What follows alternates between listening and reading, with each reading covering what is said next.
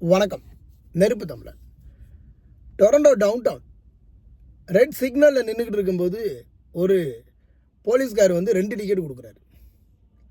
2 ticket கொடுத்த உடனே என்னங்க பாஸ் இப்படி கொடுக்குறீங்க அப்படின்னு கேள்வி கேட்ட உடனே திருப்பி என்ன பண்ணார், 3வது ஒரு டிக்கெட் கொடுத்தாரு. 3 நாள் உன் டிரைவிங் லைசன்ஸை சஸ்பெண்ட் பண்ணுறேன், உனக்கு கையில் செல்லு வச்சுருக்கிற, அதனால் $630 $80 ஃபைன் போடுறேன் அப்படின்னு சொல்லி 3 டிக்கெட்டை உனக்கு நான் மெயில் பண்ணுறேன் அப்படின்னு அவர் பெரிய அதிரடியாக செயல்பட்டு இருக்கிறார். அங்கங்க டொரண்டோ டவுன் டவுனில் இருக்கிறது 10 அடி பாதை. அதில் ஒருத்தனை புதைக்குழியில் புதைக்கிற அளவுக்கு தான் இடமே இருக்குது. இந்த பக்கத்தில் ரோடு போட்டுக்கிட்டு இருக்கிறான், இந்த பக்கம் ஜேசிபியை வச்சு தோண்டிக்கிட்டு இருக்கிறான், இந்த பக்கம் ஒரு 50 பேர் நடந்து போய்கிட்டு இருக்கிறான். இதில் ஒரு பேசஞ்சரை வந்து பிக்கப் பண்ணது இந்த போலீஸ்காருக்கு வந்து பெரிய கொலை குற்றம் ஆகிடுச்சாமா.